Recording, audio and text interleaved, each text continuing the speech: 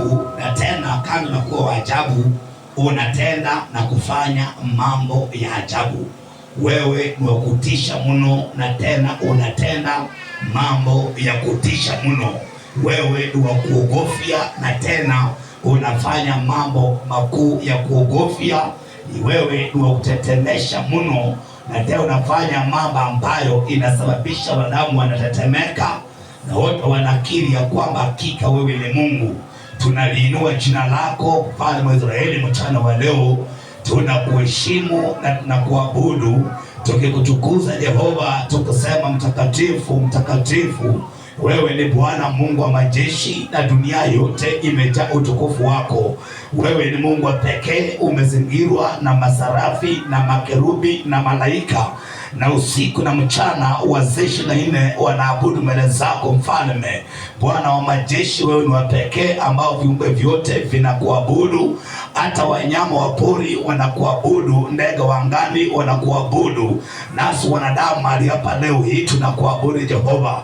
Tunapata kujua, kutambua na kuelewa siri ya utaua ya kwamba si kwa nguvu zetu wala kwa uweza tuweza kuwa leo hii tukiwa hai, ila Jehova imegharimu tu Mfalme mkono wako. Maana mara mingi tumepita ndani ya maji mengi na ndani ya moto, lakini kwa yote umebaki kuwa ni Emanueli, Mungu pamoja nasi, Baba wa pekee usiyetuacha, mchungaji uliye mwema, mwangalizi wa roho na maisha yetu.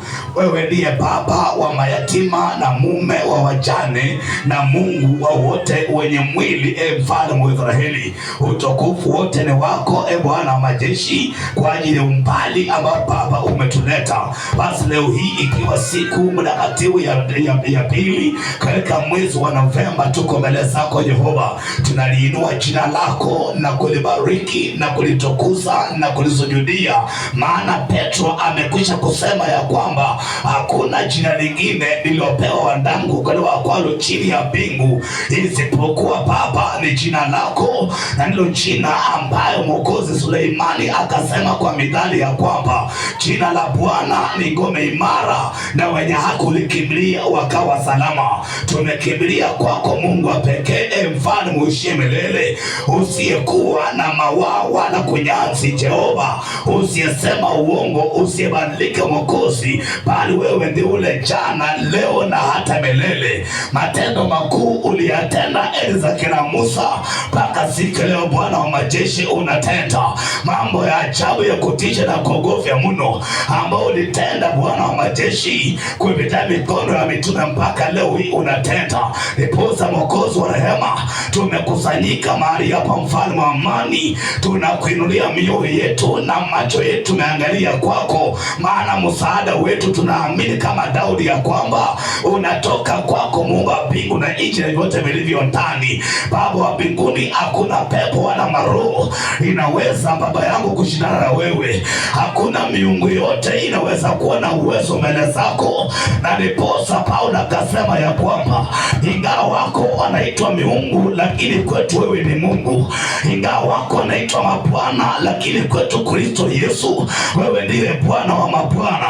Hata kama wako wanaitwa wafalme, wewe ni mfalme wa wafalme, Mungu pekee mwenye uweza wote na mamlaka.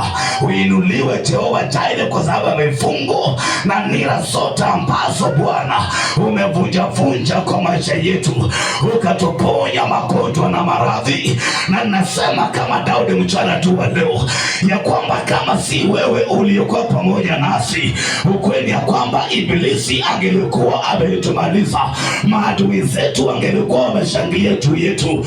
Lakini kwa kweli mwingi upendo, ewe Jehova, umetulinda na kutuhifadhi Mwokozi, na tunasimama kwenye nyumba hii mchana wa leo tukisema utukufu ni wako na sifa ni zako Jehova, tukilikiri jina lako Mwokozi, jina ambalo liko juu ya majina yote. Na kwa hilo jina Baba, mchana wa leo ninapinga kazi zote za ibilisi, maroho yote abarabi inanyemelea mtu mahali hapa. Tunaangusha ngome zote za mapepo na misingi ya kale. Nimetangaza ya kwamba shetani shetani hana uwezo mahali hapa. Wote ambacho wameingia nyumba hii, Baba ninaomba ukapate kuwaguza. Aliyeingia amebeba mizigo akiondoka, awe Baba yangu umempumzisha. Hiyo ndiyo mapenzi yako kwa Mathayo 11:28, kwa machoni kwangu nyote msabukana yukelebana mizigo. Ewe Bwana utawapumzisha.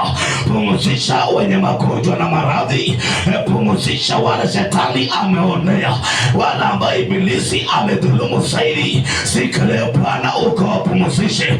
Pumzisha moyo ya mtu na mawazo ya mtu, pumzisha mfalme wa mandoa ya mtu, maana kwako yote inawezekana.